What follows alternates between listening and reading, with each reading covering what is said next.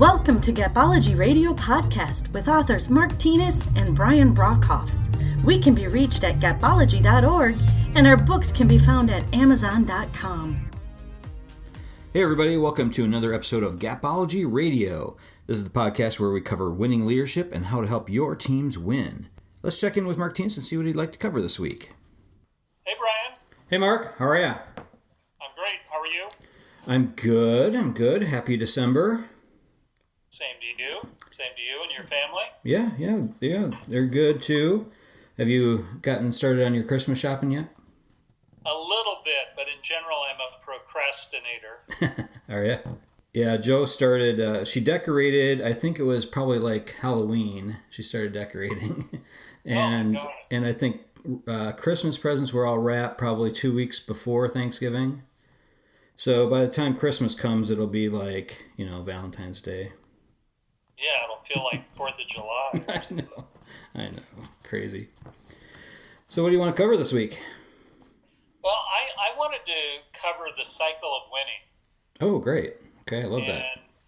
Yeah, it's let me tell the group a little bit about it. So, as we researched the work for Gapology, we ran across the cycle of winning.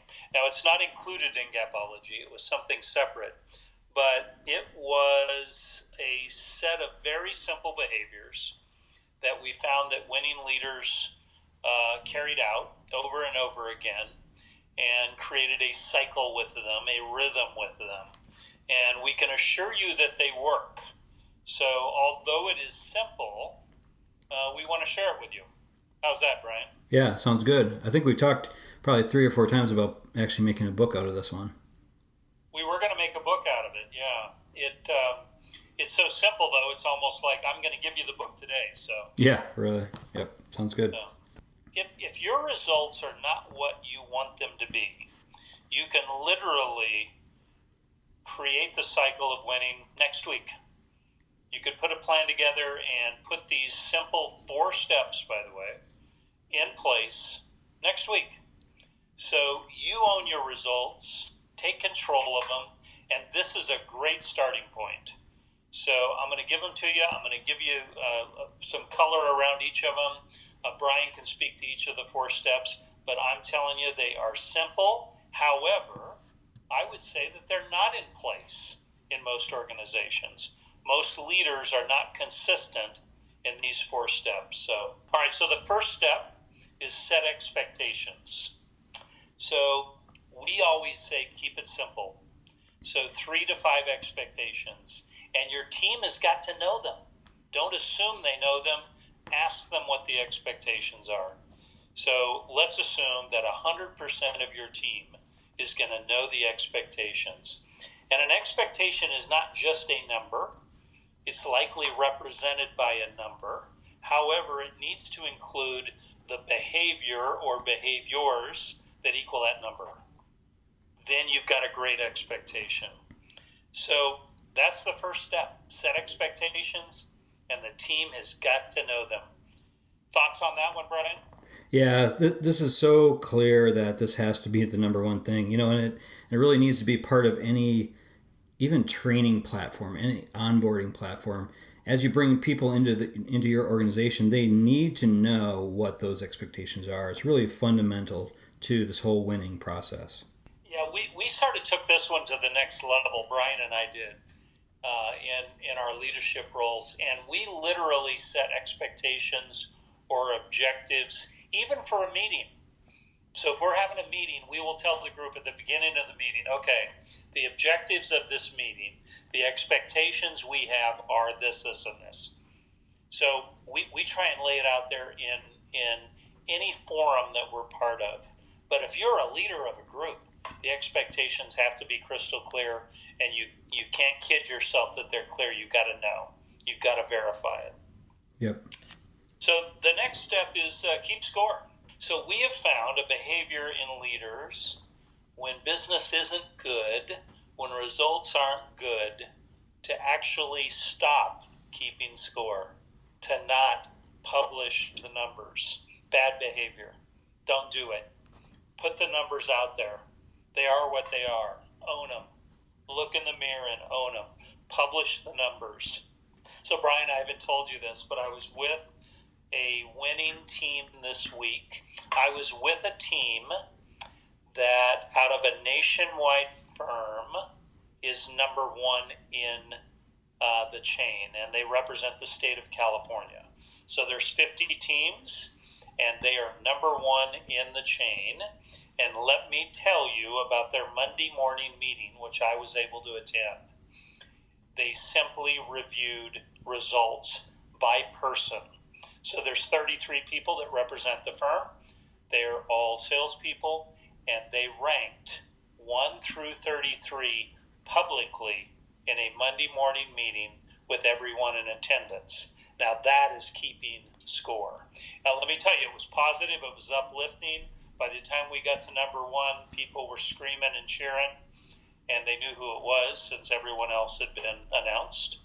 But it was part of their culture.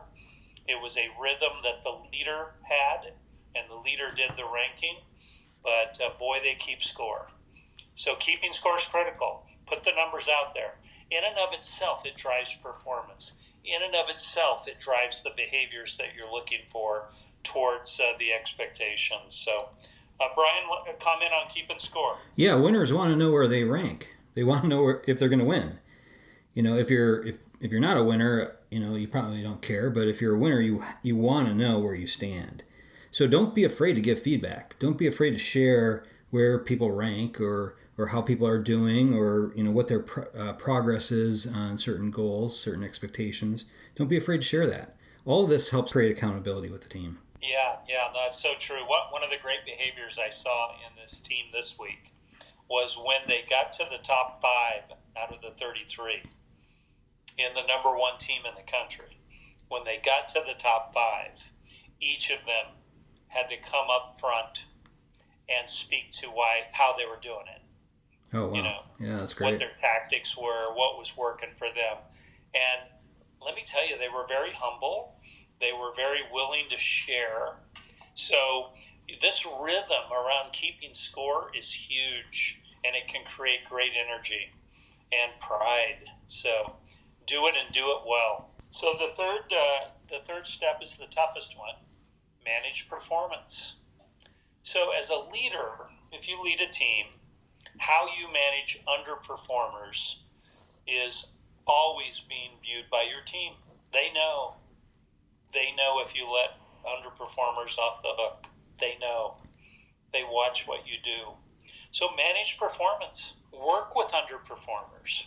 Go spend time with them. Understand if it's will or skill.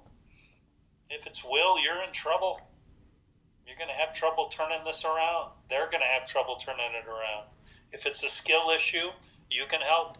Set expectations, but at the same time, ask for their commitment. Get their commitment to turn it around today.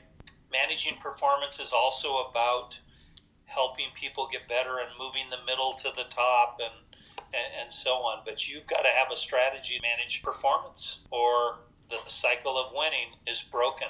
So if there's any place where we've seen the cycle of winning break, and I view this as a circle, by the way. So I see setting expectations at 2 o'clock, the keeping score maybe at 4 o'clock, the managed performance at 7 o'clock, and the final step I'll give you is at 10 o'clock. If we ever see the cycle of winning get broken, it's at the managed performance piece, because it's the toughest part, and it's about you. So look in the mirror, how are you managing performance? And if your results are not what they should be, you've got to step it up. So Brian, comments on managing performance? Yeah, you know, as you're talking there, I started thinking about micromanagement. I think so many people are afraid of micromanaging their team that they're afraid to just manage. They're afraid to give feedback and create accountability and hold people accountable. They're afraid of all those pieces because they don't want to be viewed as a micromanager. Yeah, I like that. So if you take that comment and you go back to the first step in the cycle of winning, which was setting expectations, if you do a great job there of having a number and then the behaviors that equal the number, you're so far down the path of managing performance, it's not even funny. You've already set it up. You set up the winning. So if you believe in the expectations you've set, and you believe that the behaviors that you've called out that equal that expectation are real and true, then managing performance becomes easy because it all comes right back to the expectations you've set. So the final step is the most fun, and that is to celebrate success. So have fun around winning. Make it clear, though, what winning looks like. So when you celebrate someone, when you celebrate those top performers, it should be clear to the team what winning looks like, what your expectations really are. But have fun with it. And we have seen many teams over the years where everybody wins, where there are no underperformers. It's just a range. Everybody's winning. Everybody's meeting expectations. And you can get there too. It really is all about leadership. But build a culture around celebrating success. Make it fun. Make coming to work a great thing. Brian, comments on celebrating success? Yeah, this is really where I think you gain momentum with the team. And if you look at the cycle of winning as a cycle, as a wheel, something that needs to get momentum going, I think this is really where you get that. You know, people like to be recognized. Some people like a formal recognition, something public. They like that. Some people like more of a private recognition. So I think, you know, just some advice is just really to know your team, know what your people prefer, and really leverage that information. Yeah, there's a lot of ways to go after this. One of the things Brian and I did in a prior life was we would meet with a team, and at the conclusion of that meeting, we would create a standing ovation for the top performers. And we did this over and over again. So everyone knew that if Brian and I were coming to visit, that it would be all about this standing ovation. And it became very powerful. Many of the people that received standing ovations in our sessions had never received a standing ovation in their lifetime. To them, it was meaningful. And we didn't ask their permission. We gave it to them. And the pride was visible. You could see it. And it was a significant moment in their life. So you've got to figure out your rhythm for celebrating success, but you've got to be good at this. So view this as a circle. If you ever get to the point where you're not winning, just start it over. Start over. Let me walk you through the 4 steps again. Set expectations. They've got to be clear, the team's got to know them, and they've got to represent not only a number, a metric, but they've got to represent behavior as well. Secondly, keep score. Publish the numbers. Put them out there. Rank them. Ranking numbers creates energy. Thirdly, manage performance. Underperformers can't continue to underperform, or you are an underperforming leader. Everyone watches you. Don't be that leader. Be the leader that brings the underperformers to the top. And lastly, celebrate successes. It's fun. It's fun for the team. It can be life-changing. I can tell you about the awards I received 30 years ago. They're meaningful to me. Those moments in life were meaningful. They drove me. They drove me to winning performance. So that is the cycle of winning. It is simple. You can put it in place today with your team. You could have it fully in place by next week. Change the numbers, win big, and have a good time with the cycle of winning. Brian, anything else before we close? I'll just say that, you know, even though this wasn't in our book, Gapology, we've been teaching this in Gapology workshops for a long time. And I still, to this day, have people reaching out say how impactful that this simple cycle really has been for them. Yeah. So true. Yeah. Great job, Brian. Thank you. All right, Mark. Thanks so much. Okay, we'll talk to you later. Thank you. Good night. All right, that'll do it for another week. If you'd like more information, check out our website at gapology.org, or feel free to shoot us an email at contact@gapology.org. Everybody have a fantastic week. We'll talk to you soon. This has been a Gapology production. Visit us at gapology.org.